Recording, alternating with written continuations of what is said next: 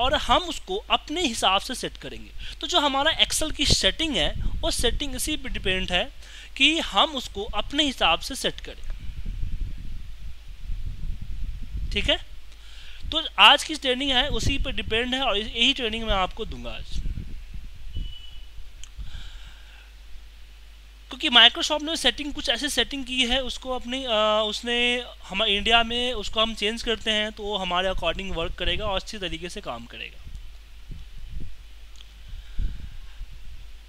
ऐसे भी जब भी हम कोई नई चीज़ लेते हैं तो उसको अपने अकॉर्डिंग सेट करते हैं, उसका क्या बोलते हैं रिंग टोन, उसकी जैसे आप सेलफोन ही आप लेते हो तो उसका रिंग टोन, वॉलपेपर, ऐसी चीज़ें आप चेंज करते हो। तो एक्सेल सेटिंग में भी इसी तरह की हम चीज़ें सेट करते हैं। एक्सेल सेटिंग के लिए हमें यहाँ जो एक्सेल बटन है इस पर हम जाते हैं, यहाँ से हम सेटिंग चेंज करते हैं। एक्सेल बटन में सबसे पहले आप यहाँ पे देखिए जैसे कि न्यू, ओपन, सेव है, तो चीज़ें नॉर्मल हम जानते ही हैं, इसको हम स्किप करते हैं, सीधे आते हैं एक्सेल ऑप्शन पे। ठीक है, अब एक्सेल ऑप्शन पे जो हम सेटिंग चेंज करते हैं उसका बेनिफिट क्या होता है, मैंने एक्सेल ऑप्शन से सेटिंग चेंज करते हैं, जितनी भी सेटिंग्स आपको मिलेंगी वो आपको एक्सेल ऑप्शन के ऊपर ही मिलेगी। तो एक्सेल ऑप्शन में हम आते हैं यहाँ पे,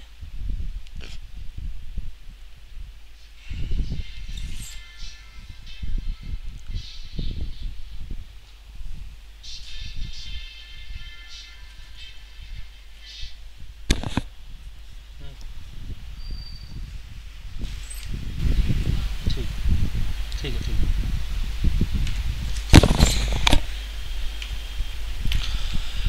तो सबसे पहले आपका यहाँ पे दिख रहा है enable live preview. Enable live preview का मतलब क्या होता है कि जब एक्सेल 2007 से ऑनवर्ड क्या हुआ है कि जब भी कोई भी आप किसी भी तरह की फॉर्मेटिंग को चेंज करते हैं तो आपको वहाँ पे उसका लाइव प्रीव्यू दिखता है। ये लाइव प्रीव्यू अगर किसी सिस्टम में हट गई है या फिर किसी ने आपको हटा दिया है, किसी की हटानी है, तो यहाँ से होता है अनेबल लाइव प्रीव्यू। यहाँ पे अगर क्लिक है तो आपका अनेबल है, अगर क्लिक हटा देते हो तो डिसेबल हो जाता है। दूसरी चीज आप देख रहे होंगे कि मेरे सिस्टम में आपको डेवलपर टूल्स एक दिख रहा है।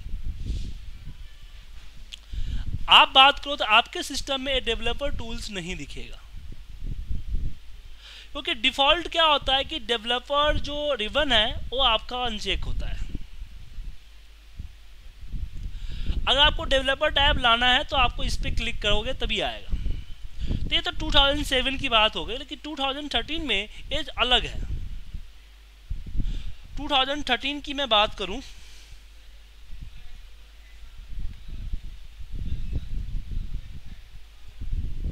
तो वो आपको ऑप्शंस के अंदर में मिलता है, वो मिलता है यहाँ पे कस्टमाइज रिबन के अंदर में। 2013 के अंदर में आप खुद के मेनू बार भी क्रिएट कर सकते हो। न्यू टैब पे क्लिक करो और मेनू बार का नाम दो और उसके बाद उस मेनू बार में जो ऑप्शन चाहिए उस ऑप्शन को सिलेक्ट करके ऐड पे क्लिक कर लो, वो ऑप्शन ऐड हो जाएगा। जैसे कि मैंने एक एक्स्ट्रा नाम का जो आप देख रहे हो टैब मैंने बनाया है, ठीक है ना। तो इस तरह की टैब खुद के मेनू बार बना सकते हो। क्या है कि आप मान लो कि 15-20 ऐसे ऑप्शंस डेली यूज कर रहे हो, आपका 95% ऑप्शंस वही 15-20 ही यूज होते हैं, तो आप 15-20 ऑप्शंस अलग अलग मेनू बार के अंदर में है, तो उसके लिए आप एक मेनू बार क्रिएट करो और उसको ऐड कर सकते हो। दूसरा कि जिस मेनू बार को चाहो आप अपीयर कर सकते हो, जिस मेनू बार को चाहो आप डिसअपीयर कर सकते हो, जस्ट क्लिक से। इस पे क्लिक है तो आपको मेनू बार यहाँ पे दिखेगा, अनक्लिक है तो नहीं दिखेगा। तो अपने हिसाब से उसको ला सकते हो। ठीक है सर, बैक टू हम 2013 आप वापस 7 पे आते हैं। तो यहाँ से हम यहाँ दूसरा चीज आप देख रहे हो कि आपके एक्सेल का जो कलर है वो ब्लू है। आप अपने हिसाब से इसको कलर सेट कर सकते हो।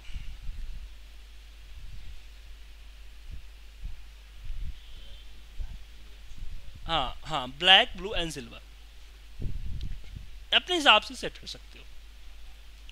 दूसरा, कल की क्लास में मैंने बताया था कि किसी ऑप्शन को जानने के लिए हम उस ऑप्शन पे अपना कर्सर रख देते हैं। कभी कभी इस प्रॉब्लम करता है, जैसे कि आप स्क्रीनशॉट वगैरह लेते हो तो स्क्रीनशॉट वगैरह में प्रॉब्लम करता है। मतलब कि मान लो कि अभी जैसे आपने किसी ने आपको डेटा मेल किया, अब उस डेटा को अगर मान लीजिए कि जो डेटा आपको मेल हुआ है उस डेटा में कोई एरर है, कोई डेटा गलत है, तो उसको आप समझाओगे कि भैया तुम्हारा फलाना डेटा गलत है। तो उसमें प्रॉब्लम क्या होता है कि प्रॉब्लम ये होता है कि आप जब समझाओगे तो प्रॉब्लम क्या होगा कि आप बताओगे फलाना डेटा गलत है, तो उसको सोचने में देखने में गड़बड़ होगा, वो तो कहीं इधर उधर चेक करेगा कहाँ पे गड़बड़ है। अगर आप बोलो कि भैया यहाँ पे गड़बड़ है, हाईलाइट करके दे दो, तो उसने चेकआउट इसकी स्क्रीनशॉट ले लो, चेकआउट कर लेगा भाई एच कॉलम में और ए रो में हमारा गड़बड़ है। तो इसी के लिए हम जो है ना, जब मान लो कभी ऐसा स्क्रीनशॉट ले रहे हो, आपका कर्सर ऊपर चला गया तो फिर छुप जाएगा। तो या फिर हम लोग इंटरव्यू जब लेते थे तो इंटरव्यू में ऑप्शन हटा देते थे, तो उसके लिए हम कहाँ से हटाते थे, हम हटाते थे यहाँ से।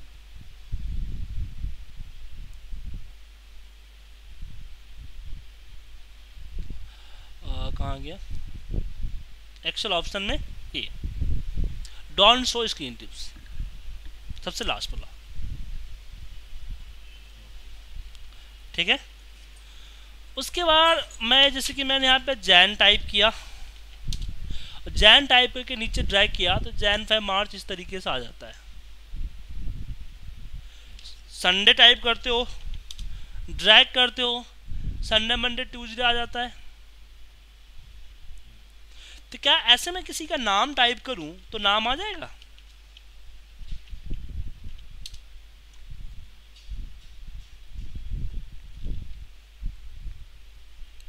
नाम नहीं आएगा, आपके सिस्टम में आएगा, मेरे सिस्टम में आएगा, क्योंकि मैंने इसकी एक लिस्ट बना रखी है।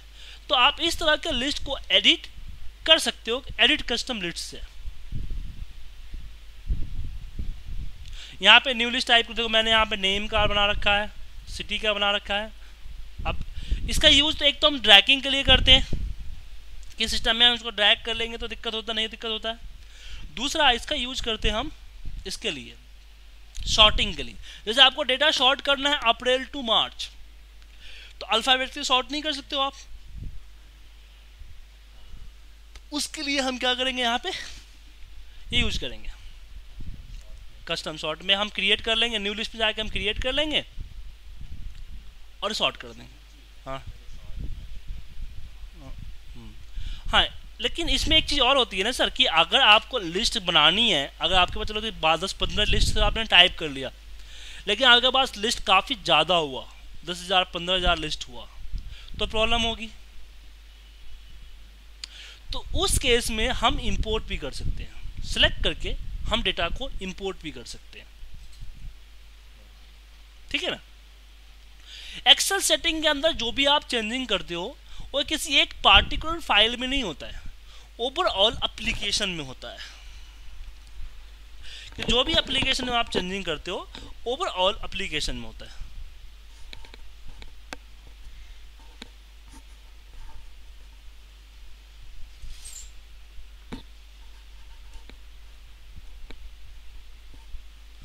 ओवरऑल एप्लीकेशन के अंदर होता है चेंजिंग। तो उसमें फायदा क्या होता है कि किसी आपने जो भी एक मैंने कस्टम लिस्ट हमने एक सिस्टम के लिए बनाया तो ओवरऑल फाइल में चलेगा। अब नेक्स्ट आपके पास जो ऑप्शन आता है, और नेक्स्ट ऑप्शन आता है a when the creating new workbook. जब भी नई फाइल क्रिएट करते हो तो आपके पास क्या होता है कि एक डिफॉल्ट कैटेगरी का आता है, डिफॉल्ट साइज 11 आता है, डिफॉल्ट व्यू आपका नॉर्मल आता है, और बाय डिफॉल्ट आपके पास 3 सीट आते हैं। तो यहां से आप चेंज कर सकते हो कि आप अपना फॉन्ट चूज कर सकते हो, अपनी साइज कर सकते हो, अपना व्यू चूज कर सकते हो, और नंबर ऑफ सीट्स कितना हो वो देख सकते हो। दूसरा यहाँ पे यूजर नेम। अब कोई भी फाइल देख के आप पता लगा सकते हो कि इस फाइल को किसने बनाया है, बस कर्सर ले आते पता चल जाता है कि इस फाइल को किसने बनाया है।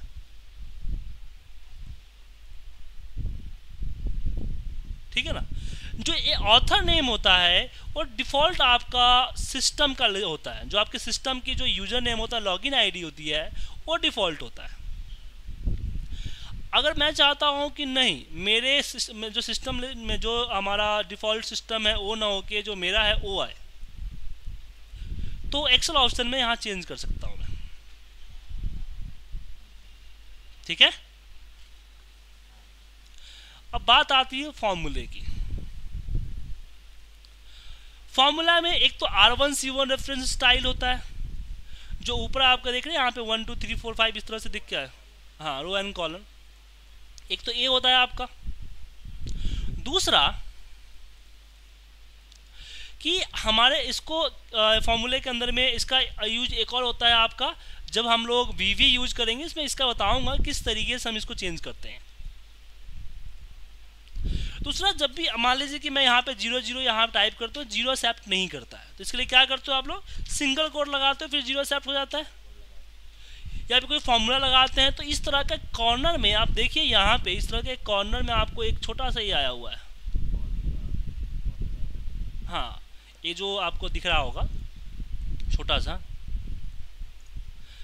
अब चाहते हैं कि ये हट जाए, तो इसके लिए आपको क्लिक करके इग्नोर एरर करना पड़ेगा। तो इग्नोर एरर में आपका जो सिलेक्टेड एरिया है उसी का हट रहा है। आप चाहते हैं पूरी एप्लीकेशन में कहीं दिखे ही नहीं आपको, तो उसके लिए एक्सेल ऑप्शन के हम फॉर्मूले पे आएंगे और यहाँ पे अनेबल बैकग्राउंड एरर चेकिंग पे अनचेक कर देंगे, या फिर इसमें कोई कलर चाहिए मुझे तो कोई कलर यहाँ पे चूज कर लेंगे। ठीक है, तो इसका यूज कर सकते हैं यहाँ पे। प्रूफिंग की बात करें, ऑटो करेक्ट। सबसे पहले ऑटो करेक्ट में यहाँ देखिए कि जैसे कि यहाँ पे कोई शॉर्ट वर्ड बना सकते हो, जैसे मैं यहाँ पे DS लिखूँ तो डेली सेल्स रिपोर्ट में कन्वर्ट हो जाए। अब मैं एक्सेल सीट पे जाके DS लिख के स्पेस मारूंगा तो डेली सेल्स रिपोर्ट में कन्वर्ट हो जाएगा। ठीक है। उसी तरीके से अगर मैं यहाँ पे कुछ और करता हूँ, जैसे कि ऑटो फॉर्मेट, यहाँ पे इंटरनेट, जब भी आप लोग गूगल का कोई पाथ आप टाइप करते हो तो क्या होता है, वो हाइपरलिंक में कन्वर्ट हो जाता है, www.google.com। ठीक है।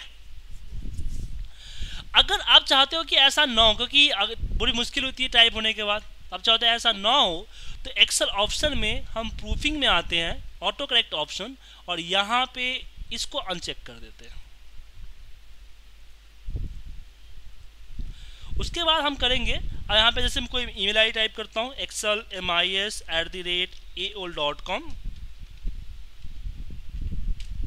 तो आपका अब नहीं आएगा। ठीक है। उसी तरीके से आगे हम बढ़ते हैं इसमें। अप्रूविंग की बात करते हैं तो स्पेल चेक।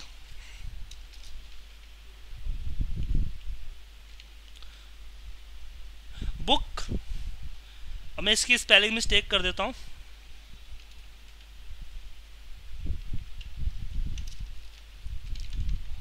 मेरे दोनों यहाँ पे लिखे हुए हैं, दो सेम वर्ड लिखे हुए हैं और दोनों में स्पेलिंग मिस्टेक है। एक पे क्लिक करके मैं F7 प्रेस करता हूं तो बताता है कि नॉट इन डायरेक्टरी। दूसरे पे क्लिक करता हूं तो बोलता है कि the spelling check completed the selected cells. तो बाय डिफॉल्ट एक्सेल की सेटिंग होती है कि जो आपका अपर केस में वैल्यू है उसको इग्नोर करता है फॉर द स्पेल चेक। वो इससे होता है, इस पर डिफॉल्ट क्लिक होता है। मैं इसको अनचेक कर दूंगा तो जब मैं स्पेल चेक करूंगा तो मेरा अपर केस की वैल्यू भी स्पेलिंग में आएगी। प्रूफिंग के बाद हम सेव पे चलते हैं। जब हम कंट्रोल एस करते हैं, कंट्रोल एस करते समय दो प्रॉब्लम होती है। एक तो आपको डिफॉल्ट यहाँ पे माई डॉक्यूमेंट आता है, डॉक्यूमेंट लाइब्रेरी। अब प्रॉब्लम होता है कि हम हर फाइल को डॉक्यूमेंट में माई डॉक्यूमेंट तो आप सेव करते नहीं हो, तो हर बार आपका लोकेशन चेंज करना पड़ता है। दूसरा आता है यहाँ पे आपको कि बाय डिफॉल्ट आपको एक्सेल वर्कबुक सिलेक्ट होता है। तो एक्सेल वर्कबुक में क्या है कि आपकी फाइल .xlsx में सेव होती है, और .xlsx की जो फाइल होती है वो फाइल आपका माइक्रो डिसेबल फाइल होती है। और साथ में अगर वो फाइल किसी को मेल करते हो और जो फाइल जिसके पास 2003 है या फिर एक्सेल व्यूअर है या फिर ओपन ऑफिस है तो उस फाइल को नहीं देख पाएगा। तो फाइल किसी को अगर फाइल मेल कर रहे हो किसी थर्ड पर्सन को जिसके बारे में आइडिया नहीं है आपको, तो उसको आप एक्सेल 97 से 2003 को सेव में आपको सिलेक्ट करना होगा। अगर आप VBA मैक्रो यूज करते हो तो VBA मैक्रो में आपको मैक्रो अनेबल वर्कबुक सिलेक्ट करना होगा। अगर आपने VBA मैक्रो गलती से एक्सेल वर्कबुक में सेव कर दिया तो पूरे के पूरे मैक्रो आपको डिसेबल हो जाएगा। अगर आपने 2-3 घंटे की कोडिंग की है, 2-3 घंटे में आपका मेहनत का बर्बाद कर देगा आपको जस्ट एक छोटी सी प्रॉब्लम। तो कभी कभी तो चेंज कर लेते हैं लेकिन नहीं, एक्सेल वर्कबुक आपको मैक्रो सेव नहीं कर पाएगा। तो जब भी आप कोई मैक्रो फाइल यूज करते हो तो आप एक्सेल ऑप्शन के अंदर में एक चेंज हम लोग जब ज़्यादातर मैक्रो यूज करते हैं तो मैं यहाँ पे सेट कर रखा हूँ सेविंग में कि एक्सेल मैक्रो अनेबल वर्कबुक। इससे क्या होता है कि जब भी मैं Ctrl+S करता हूँ तो यहाँ पे automatic Excel macro enable workbook आता है। और दूसरा आपको ये होता है लोकल डिस्क आता है D। क्यों? क्योंकि मैंने एक्सेल ऑप्शन में यहाँ पे सेव के अंदर डिफ़ॉल्ट फाइल लोकेशन डाल रखा है। तो आप यहाँ से अनेबल मैक्रो अनेबल सेट कर दो, दूसरा यहाँ से आप ड्राइव सेट कर दो, ठीक है। दूसरा जो ऊपर आ रहा है ये रहा ऑटो रिकवर। कभी कभी क्या है कि हम फाइल को क्लोज कर देते हैं, फाइल मेरा हैंग होके बंद हो जाता है या फिर सिस्टम पावर चली गई। मैं ऐसी सिचुएशन जब सिस्टम अपने हिसाब से फाइल बंद करता है, आपसे नहीं, आप खुद बंद नहीं करते हो, तो उस केस में आप आप जो है ऑटो रिकवर क्या करता है कि 10 मिनट तक का डेटा ही लॉस होने देता है, मैक्सिमम 10 मिनट का डेटा लॉस होता है। एवरी 10 मिनट्स में आपका फाइल ऑटो रिकवर होकर इस लोकेशन में आपके फाइल को सेव करता है एज ए बैकअप। लेकिन बैकअप कब मिलता है आपको? जब आपका फाइल ऑटोमेटिकली बंद होता है तब, ठीक है। एडवांस में आइए, अब एंटर मारते हो तो कर्सर आपका डाउन जाता है, यहां से राइट लेफ्ट अप कर सकते हो। आप जब भी नंबर टाइप करते हो तो डेसिमल प्लेसेस आपको इंसर्ट करने पड़ते हैं, यहाँ पे क्लिक कर दो, बाय डिफॉल्ट 2 डेसिमल प्लेसेस, जितना भी टाइप करोगे उतना डेसिमल प्लेसेस आपको आएगा। आप किसी भी से जैन लिख के ड्रैग कर देते हो तो यहाँ से आप अनचेक कर दोगे तो फिर ड्रैगिंग पॉइंट आएगा ही नहीं आपको। उसके बाद नीचे चलते हैं, जितनी भी फाइल खुली होती है नीचे दिखता है।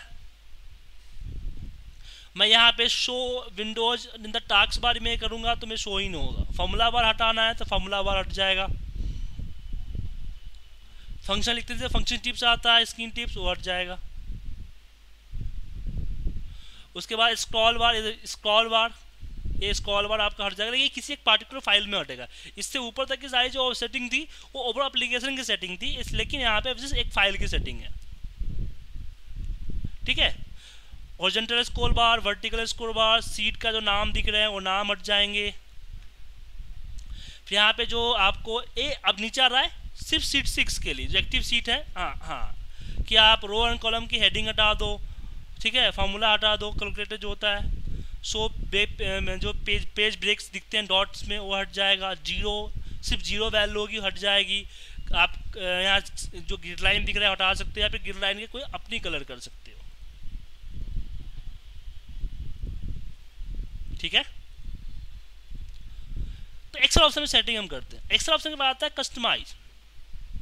कस्टमाइज में जैसे कि कुछ ऐसे ऑप्शन भी एक्सेल में है जो मेनू बार के अंदर में नहीं है, तो जो मेनू बार के अंदर में नहीं है ऐसे ऑप्शन को आप इसमें ढूंढ सकते हो। जैसे कि 2003 में आपको मिल रहा था, यहाँ पे नहीं मिल रहा है, और इसको ऐड क्लिक करोगे ये ऑप्शन आपको ऊपर आ जाएगा यहाँ पे। तो एक तरह से हम शॉर्टकट बनाने के लिए भी इसका यूज करते हैं। मतलब कि जैसे मुझे इस पे यहाँ पे मान लो कि मुझे बॉर्डर अप्लाई करना है, तो मैं यहाँ पे जाके ऑल बॉर्डर पे क्लिक नहीं करूँगा, मैं सिर्फ Alt 4 दबा दूंगा। Alt 4 जैसे Alt दबाते हैं 4 आ रहा है ना, पूरा अप्लाई हो जाएगा। हाँ शॉर्टकट। तो कुछ ऐसे ऑप्शन जो मिल नहीं रहा है या फिर मैक्रो उसको यूज कर सकते हो, या फिर आप जो है ना शॉर्टकट के लिए इसका यूज कर सकते हो। बाकी एडिंस है, तो एडिंस के चैप्टर में आपको पढ़ाऊंगा जब आपको मैं एडिंस पढ़ाऊंगा। तो एक्सेल सेटिंग के जरिए मैंने आपको बताया कि किस तरीके से एक्सेल की डिफॉल्ट सेटिंग आप चेंज कर सकते हो। ठीक है सर।